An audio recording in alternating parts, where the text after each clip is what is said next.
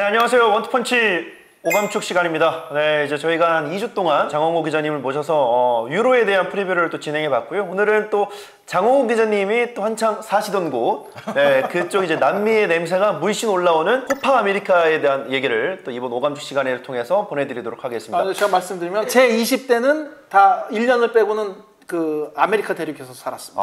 성인 되시고 나서 또 네. 네, 한창 이 열정이 뿜뿜할 때 또 이 아메리카를 주름 잡으셨기 때문에 그래서 제가 그 네. 월드컵에 늘 응원하는 팀이 대한민국, 아르헨티나, 미국입니다. 실제로 이제 저희 오감축 이 댓글에 유로 할 때 이제 몇몇 분들이 코파 아메리카도 프리뷰 해주세요 라는 댓글들을 저희가 봤는데, 저희가 오늘부터 이제 코파 아메리카에 대한 프리뷰를 우리 장홍 기자님과 함께 또 계속해서 보내드리겠습니다. 제가 이거는 거의 확신하건데 코파 아메리카 프리뷰는 뭐 하는 것도 그렇게 많지 않을 것 같고요. 다른 채널에서도 유로에 아무래도 좀 더 집중을 할 것 같고, 미스터 코파 아메리카입니다. 이분이. 네, 이분보다 코파 아메리카 프리뷰를 더 잘하기는 어렵습니다. 미스터 코파.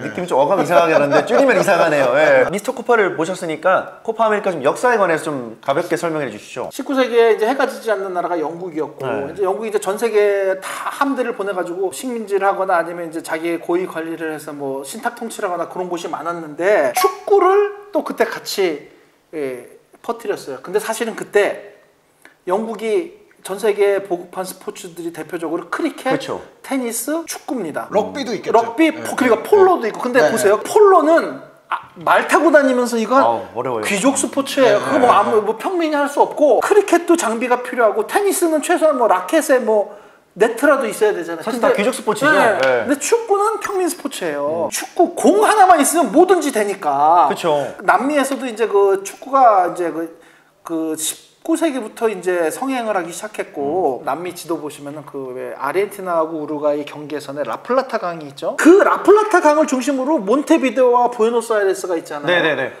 거기서부터 축구가 집중적으로 발달을 했고, 지금도 우루과이에 가면 주요 클럽의 절반 이상이 몬테비데오에 몰려있는 게, 유럽, 영국이나 스페인이나 포르투갈의 배들이 그 라플라타가 워낙 크기 때문에 뭐 깊이도 엄청, 거긴 그냥 바다라고 바다 같은 강이죠. 글로 많이 온단 말이에요. 그래서 그 라플라타 강 유역으로 축구가 클럽들이 많이 발달을 했어요. 그래서 이제 1900년대 초에 세계 최초의 국제 매치가 잉글랜드 스코틀랜드 경기였고, 그게 아마 19세기 중후반이었을 거예요. 남미에서는 우루과이와 아르헨티나가 최초의 A매치를 했는데, 결국은 이제 맨 처음에는 둘이서 이제 그냥 두 나라가 몇 번 왔다 갔다 경기를 하다가 1910년에 아르헨티나에서 아르헨티나, 칠레, 우루과이가 모여가지고 5월 혁명을 기념하는 대회를 열었어요. 거기서 아이디어를 얻어서 파생된 게 이제 1916년에 아르헨티나, 우루과이, 칠레, 브라질이 모여서 제1회 코파 아메리카를 개최를 했습니다. 4개국이군요. 근데 그때 이제 우루과이가 우승을 했고, 사실은 그때 우루과이가 20세기 초반에 세계 최강팀이었어요. 최강팀이죠. 그러니까 잉글랜드, 유럽의 잉글랜드,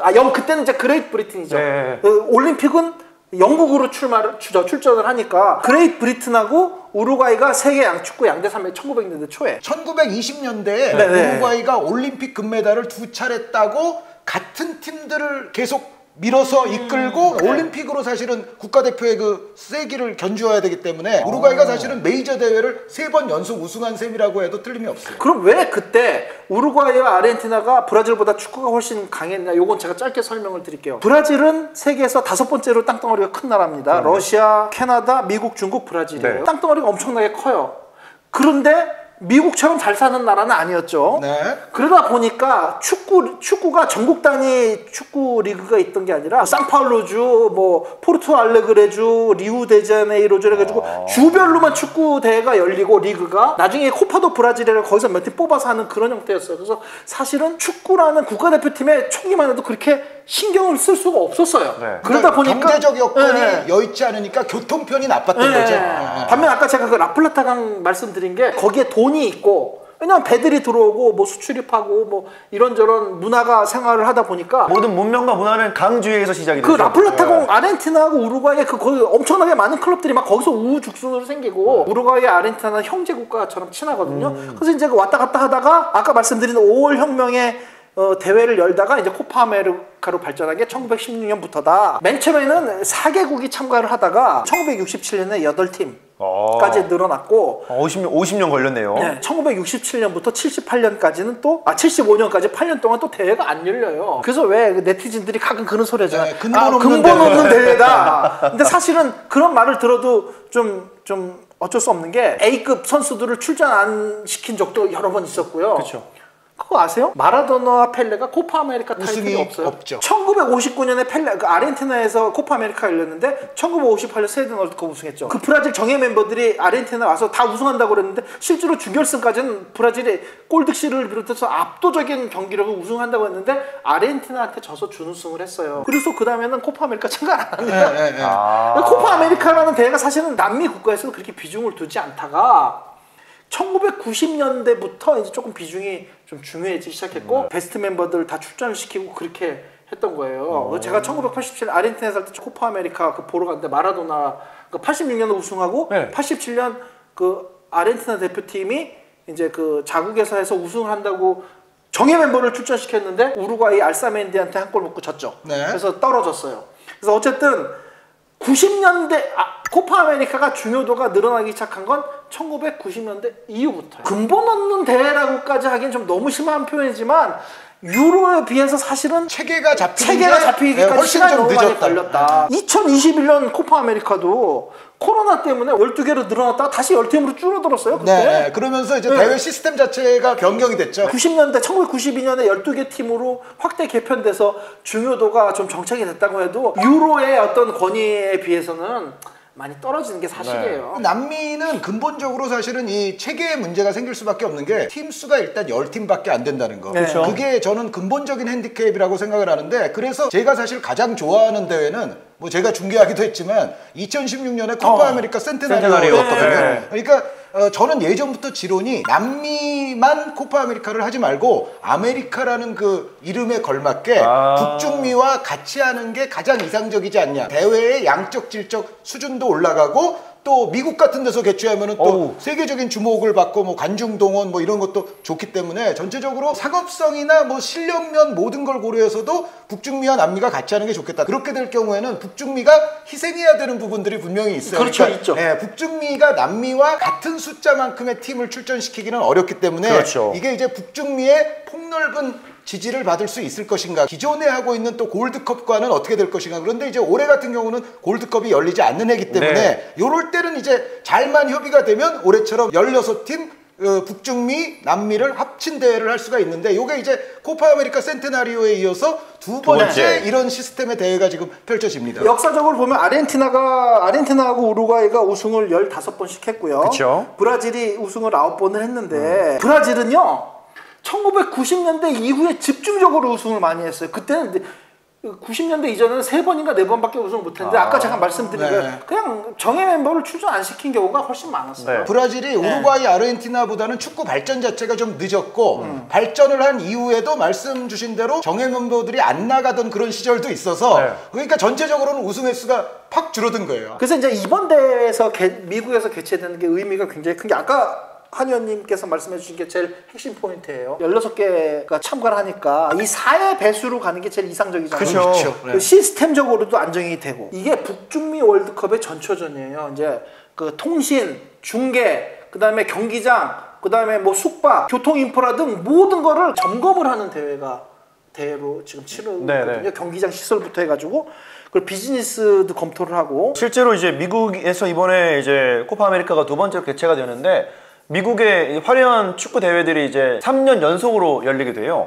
올해 이제 코파 아메리카, 내년에 2025년 클럽 월드컵이 있고 26년에 이제 북중미 월드컵이 있기 때문에 장훈 기자님 말씀해 주신 것처럼 이번 대회를 시작으로 이제 미국에서 축구가 얼만큼 성장하고 인기가 많을지 보시면 좀 될 것 같습니다. 이번에 열리는 코파 아메리카는 뭐 2016년에도 센타나리오가 열렸습니다만 8년 전 대회보다도 훨씬 집중도와 관심도가 높은 그런 대회가 될 것으로 보입니다. 6월 20일 날 오후 8시입니다. 현지 시간 기준으로 6월 20일 날 저녁 8시에 이제 개막전이죠. 아르헨티나와 캐나다의 경기를 시작으로 말씀해 주신 것처럼 이번에는 16개의 팀이 나와서 본격적으로 남미와 북미 팀들이 합쳐져서 이번 2024 코파 아메리카가 진행이 되는데, 당연히 뭐 아르헨티나 그리고 뭐 브라질, 네. 우루과이 등의 주요 팀들이 있고, 그리고 북중미에도 또 미국과 멕시코가 있기 때문에 어떤 팀들을 좀 눈여겨봐야 될지 굉장히 좀 궁금한 이번 코파 아메리카긴 해요. 네네. 어떤 팀부터 한 번씩 좀 뽑아주시겠어요? 아르헨티나는 뭐 당연히 우승 후보로 꼽히는 팀인데, 제가 이제 오늘도 그 새벽에 그 에콰도르랑 엊그제거든요. 그 평가전을 봤거든요. 월드컵처럼 굉장히 실리적인 축구. 지금의 아르헨티나에서 옛날에 같은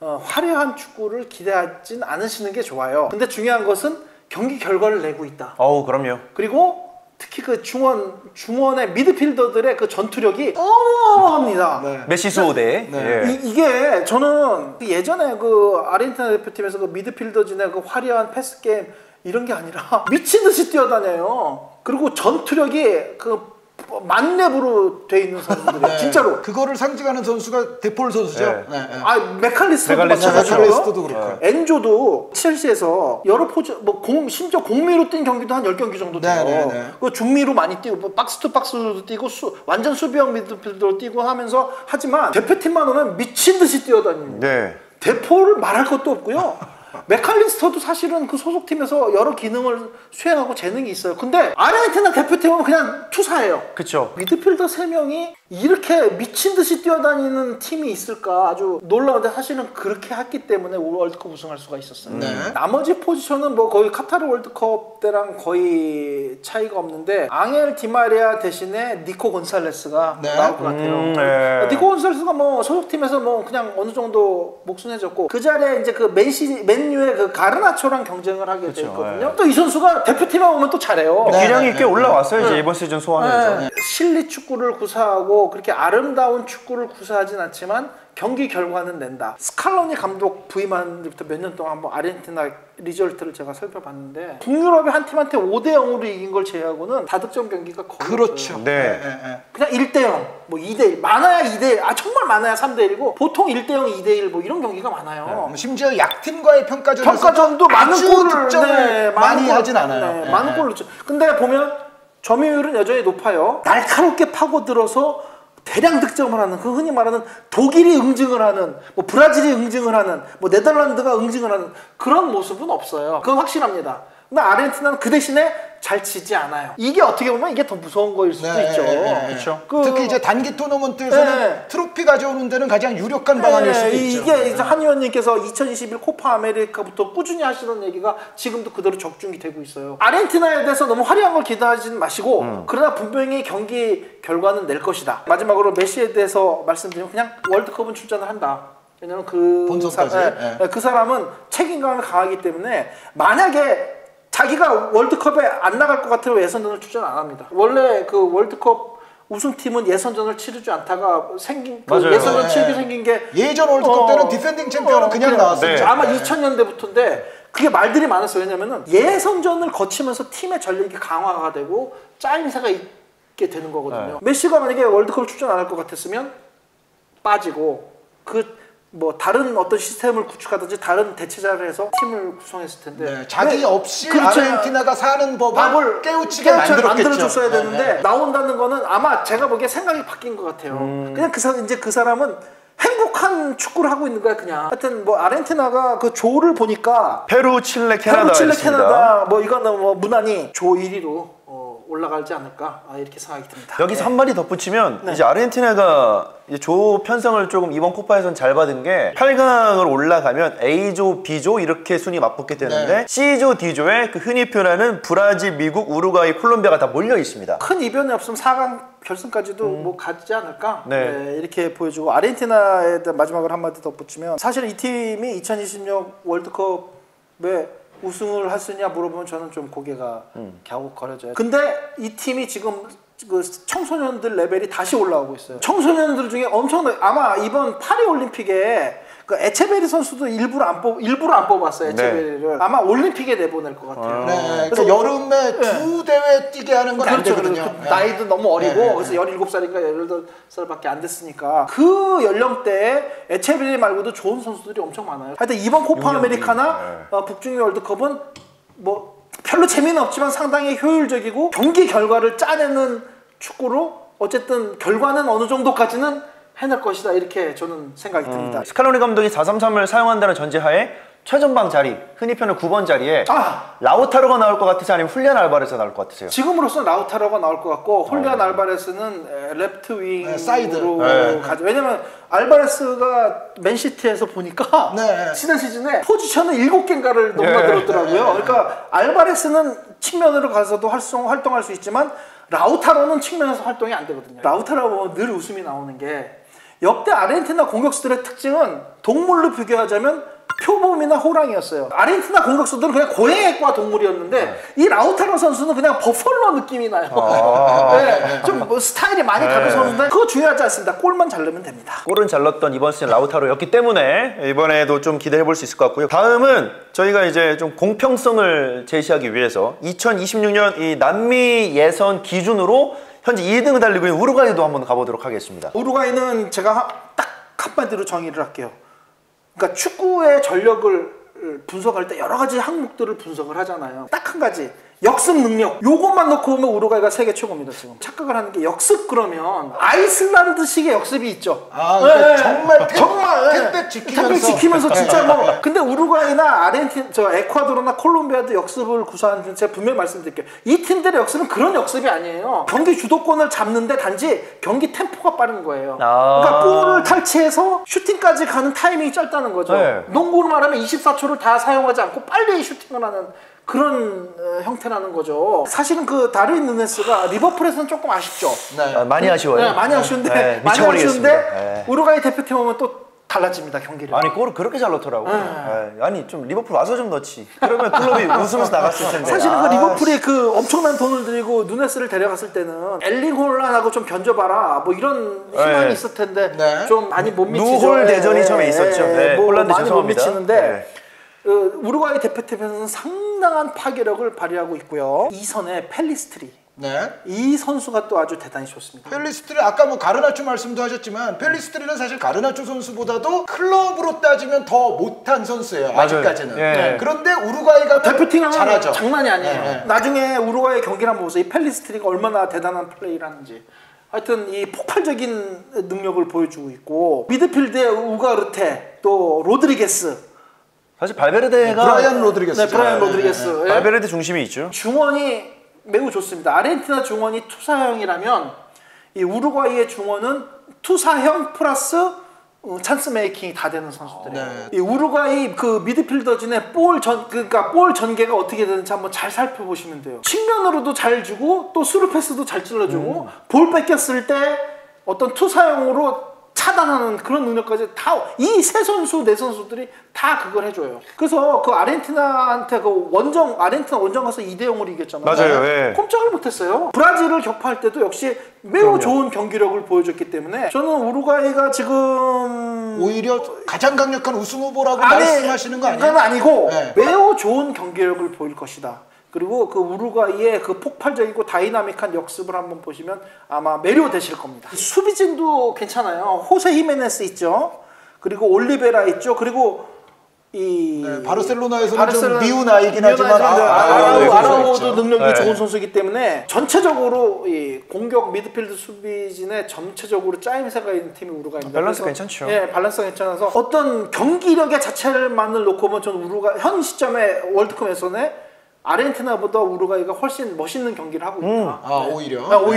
근데 그게 결과로 이어지는 건 또 아니에요. 모르죠. 그렇죠. 근데 그 경기 결과는 제가 섣불리 예단할 수 없지만 경기력만큼 우루과이가 현재 남미에서 가장 좋은 경기력을 보이고 있다. 이렇게 자신 있게 말씀드릴 수가 있습니다. 비엘사 감독이 그 칠레 축구의 황금기를 열어젖혔잖아요. 그렇죠. 그러니까 어쩌면 비엘사 감독이 우루과이에 다시 좋은 시절을 열어젖히는 또 초석을 마련할 수도 있다라는 기대감이 들고 있고, 그리고 우루과이 선수들이 장홍구 기자님 말씀의 가장 포인트 중에 하나로서 여러분들이 좀 받아들이셔야 될 게 뭐냐면 클럽에서의 폼보다 대표팀에서의 폼 좋은 선수가 많다는 겁니다. 비엘사 감독은 이제 우루과이 지휘봉 잡고 첫 번째 이제 코파 아메리카라는 메이저를 다시 한번 진출하게 됐는데 칠레에 이어서 센테나리오의 좋았던 모습 이어서 또 한번 미국 땅에서 과연 어떤 모습을 보여줄지 궁금하기도 하고요. 그리고 이제 여러분들이 아시는 수아레즈도 이번 명단에 들어가 있고, 근데 뭐 기존의 뭐 코파 아메리카 월드컵 성적이 좋지 않았는데 이 바뀐 비엘사 감독이 어떤 모습을 보여줄지, 그리고 장홍구 기자님의 프리뷰대로라면은 우루과이가 좋은 성적을 보여줄 것으로 예상이 되다 보니까 이러면은 메시와 수아레즈, 이 아르헨티나와 우루과이가 높은 곳에서 한번 만날 수 있는 대진표를 꿈꿔도 되는 이번 코파 아메리카라고 볼 수가 있겠습니다. 참 보면 그러기 위해서는 근데 브라질을 넘어야 넘어야죠. 된다는 과제는 있겠죠. 그리고 네. 이제 수아레스 선수는 참 생명력이 기네. 왜 그러냐면 저는 비엘사 감독이 지휘병을 했을 때 언젠가는 수아레스가 밀려나겠다 그렇게 생각을 했었는데 뭐 주장은 아니에요 지금. 근데 네. 이 선수가 파괴력은 또 있기 때문에 뭐 후반에 조커로 투입이 되면 그럼요. 뭐 나름 또 쓸모가 있는 선수는 맞습니다. 자, 그리고 이제 남미에서 현재 3등 팀인 콜롬비아를 좀 잠시 제쳐두고 아무래도 이제 이 팀은 얘기할 수밖에 없습니다. 영원한 우승 후보인 이제 브라질로 한번 가보도록 하겠습니다. 네. 이번 D조에 포함되어 있고 최근에 감독 이슈가 참 1년 동안 있었는데 결국엔 이 도리발 주니오르 감독과 함께 코파 아메리카에 나서게 됐습니다. 저는 근데 작년에 임시 감독으로 가고 뭐 안첼로티를 원한다고 막 보도가 됐잖아요. 네. 맨 처음엔 전 그 보도를 이 기자가 거짓말을 쓴 건가? 저는 왜냐하면 클럽에서 잘 나가는 감독이 대표팀으로 가는 경우는 없어요. 거의 없다고 봐야 돼요. 과르디올라나 우리 퍼거슨 경이 뭐 대표팀을 가겠어요?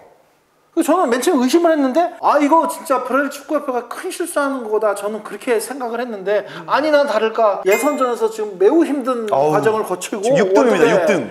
이거 브라질이 아마 그 2002 한일 월드컵 예선 이후에 가장 고전을 하고 있는 네. 그런 지금 상황이에요. 근데 어쨌든 도리발 주니오 감독은 그 브라질 현지에서는 그래도 그 클럽 레벨에서 그 좋은 감독으로 평가를 받기 때문에 도리발 감독을 선임한 건 전 잘했다고 봐요. 근데 일단은 시간을 너무 좀 네. 낭비한 면이 있죠. 페르난도 디디스 그 감독 대행 체제로 그렇게 오래 끌었다는 것 자체가 전 좀 이 브라질 축구협회가 정말 멍청한 짓을 한 거다. 도리발 주니오르 감독이 그렇게 해서 좀 잉글랜드, 스페인 또 멕시코 경기에서 어쨌든 뭐 2승 1무.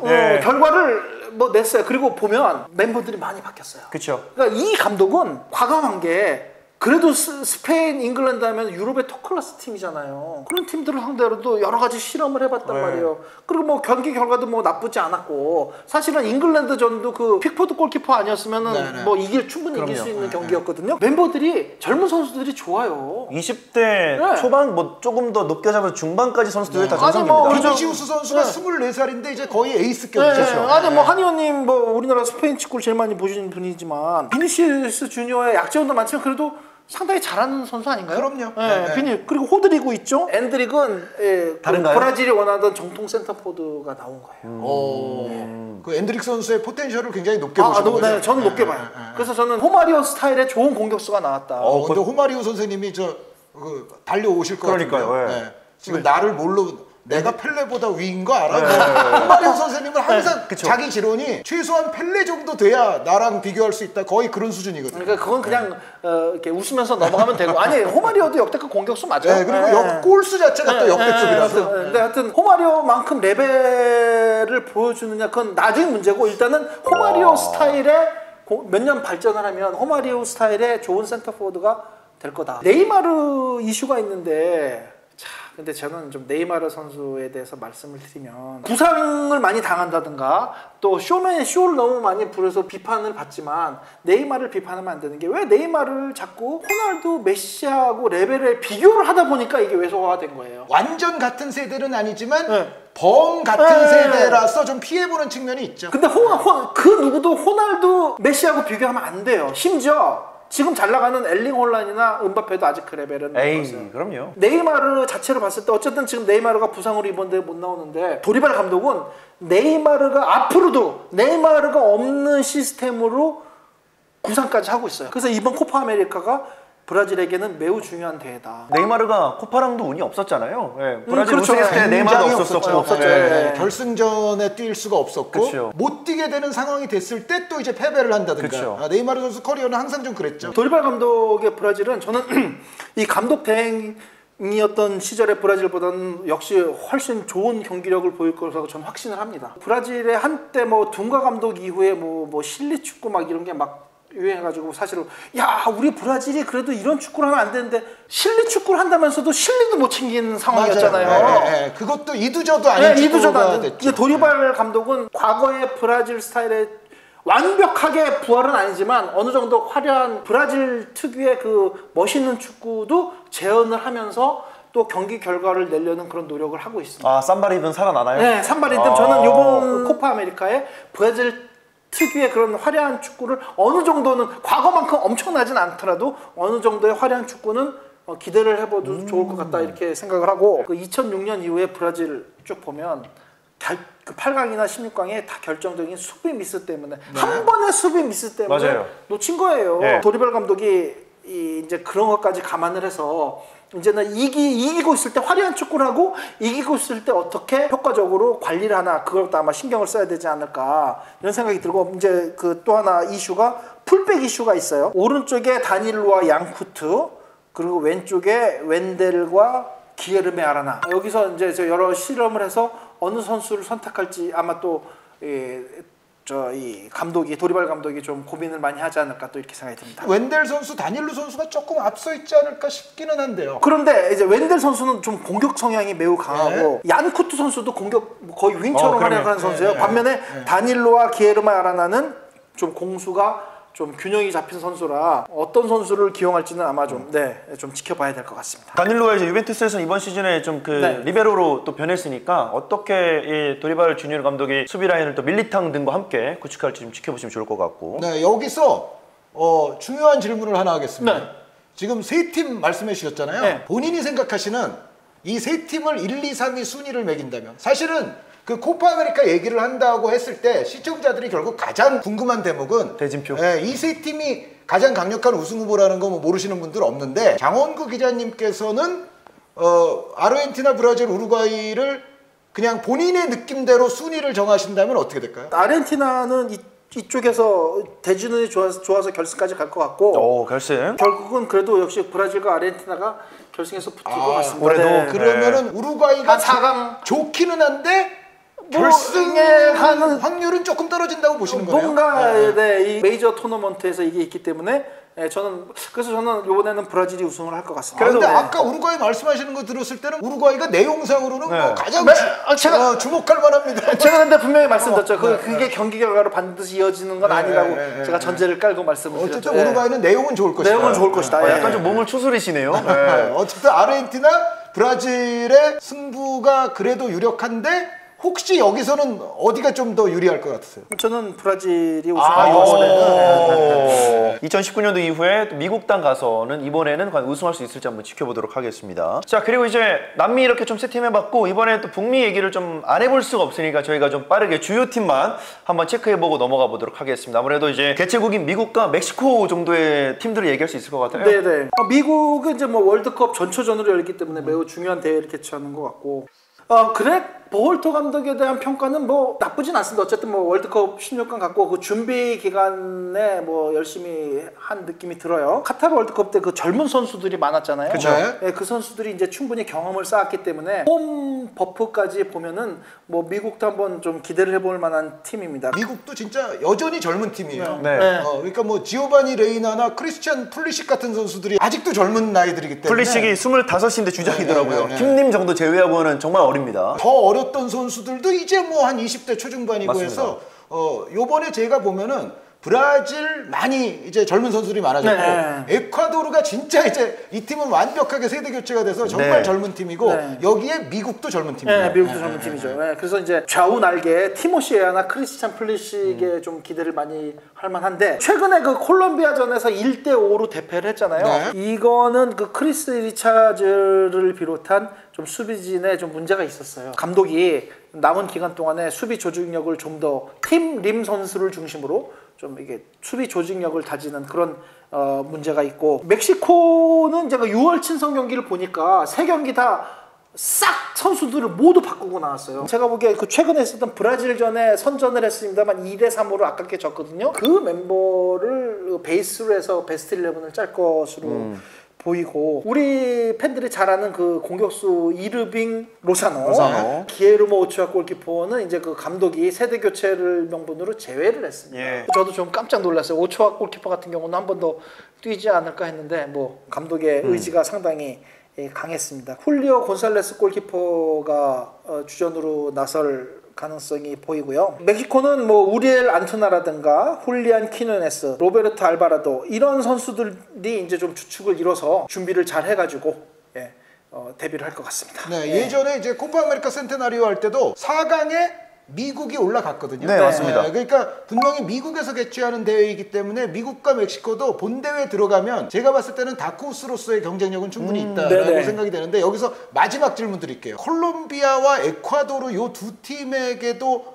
좀 주목하시는 매니아들이 많이 계시거든요. 이 두 팀 설명도 잠깐만 해주실 수 있어요? 에콰도르는 월드컵 예선에서 선전을 하고 있어요. 3승 2무 1패인데 브라질보다 윗단계입니다. 승점은 8점이에요. 왜 3승 2무면 11점이 돼야 되는데 왜 8점이냐? 카타르 월드컵 전에 국적 잘못된 선수가 한 명 끼어 들어가서 뭐 제재하니 많이 했다가 출전했는데 대신 요번에 월드컵 예선에 3점을 디덕트했습니다. 승점 삭감. 네, 승점 3점 삭감을 했는데도 불구하고 5위에 올라 있어요. 경기력이 좋다는 얘기죠. 콜롬비아는 이거 네스토르 로렌소 감독이 팀을 잘 조련을 해서 하메스의 노익장, 그다음에 라파엘 보레 같은 공격수들이 제 몫을 해주고 있고 또 다빈손 산체스를 중심으로 한 수비진이 콜롬비아 대표팀에서는 잘 먹히고 있습니다. 네. 그래서 이 콜롬비아하고 에콰도르는 복병으로서 역습이 매우 위력적인 팀들이기 때문에 잘못 걸리면 또 한 방 먹을 수가 있습니다. 그래서 이 팀들의 어떤 복병으로서의 역할도 한번 주목을 할 만합니다. 3대 우승 후보 아르헨티나, 브라질, 우루과이에다가 그 미국, 멕시코, 콜롬비아, 에콰도르 요정 한 7팀 정도가 네. 아무래도 좀 주목을 받으면 되는데 칠레 같은 팀은 올라올 수 있을까요? 칠레는 매우 좀 상황이 안 좋습니다. 그러니까 세대 교체에 좀 세대 실패했죠. 실패를 했고 네. 감독의 전술적인 역량이나 이런 것도 조금 의문부호가 많고 한 팀 더 베네수엘라도 지금 아, 예선 사회 네. 2승 3무 1패인데 네. 남미 국가 중에 월드컵 밟아보지 못한 팀이 베네수엘라가 유리하거든요. 베네수엘라도 한번 이 살로몬 론돈이나 이 호세 마르티네스 선수를 중심으로 이변을 일으킬 수 있는 가능성도 있습니다. 아까 말씀드린 7팀에다가 베네수엘라까지도 좀 주목해 보시면 네, 주목을 해보면 좋을 것 같아요. 네. 베네수엘라가 옛날부터 은근히 유럽 빅리거들은 있는 팀이에요. 어. 네, 그런데 그 모아놓으면은 꼭 그 성적이 잘 나오지는 않더라고요. 이번에 그 티켓이 많이 늘어나서 베네수엘라 좀 한번 참가를 하면 하는 바람이 있습니다. 그런 거 봤을 때는 뭐 이제 B조의 멕시코, 에콰도르, 베네수엘라도 강팀으로 좀 본인들끼리 치열하게 싸울 것 같고 C조의 미국, 우루과이 그리고 파나마도 최근에 좀 기세가 괜찮기 때문에 여기도 지켜봐야 될 것 같고 그리고 이제 D조에는 브라질과 콜롬비아가 좀 이 강세를 보이지 않을까 이렇게 생각이 되는 코파 마지막으로 아메리카입니다. 홈팀 캐나다하고 자메이카 또 한번 이렇게 좀 지켜보시면 될 것 같습니다. 자 이렇게 해서 이번 코파 아메리카 뭐 역사부터 시작해서 이제 역시나 좀 우승 후보들 장호훈 기자님 한 방 날려주셨죠. 결승 대진은 아르헨티나와 브라질인데 브라질 우승할 것 같다. 이게 오늘 오감축의 가장 주된 포인트가 되지 않을까 아마 이게 싶습니다. 이제 코파 아메리카 끝나고 제 예상이 틀려서 이제 그 방송에서 잘리는 날이 올지도 모르겠습니다. 브라질이 맞다면 여러분 이 장호훈 기자님에게 칭찬의 댓글 많이 남겨주시고요. 만약에 아르헨티나와 브라질의 대진이 성사가 되지 않는다면은 댓글로 당근을 많이 외쳐주시면 감사하겠습니다. 유로만큼 이제 이 아메리카 대륙에서도 그리고 이제 2016년 이 센테나리오 이후에 또 오랜만에 약 8년 만에 또 미국에서 대회가 펼쳐지는 코파 아메리카이기 때문에 이 참 축구 팬들이 밤잠 못 이루시고 유럽과 그리고 아메리카에서 펼쳐지는 뜨거운 매첩에 대해서 많은 관심을 가질 텐데 저희가 그래서 오감축 시간을 통해서 유로 프리뷰 그리고 또 코파 아메리카 프리뷰를 해드렸습니다. 어떤 팀이 또 즐겁게 여러분들의 눈과 귀, 오감을 만족시킬지 계속해서 오감축을 통해서 여러분 이 축구를 만끽하시면 좋을 것 같습니다. 오늘도 장호훈 기자님과 함께 했고요. 또 한준의 설령 저는 윤장현이었습니다. 다음 오감축 시간에 더욱더 알찬 주제로 다시 돌아오도록 하겠습니다. 감사합니다.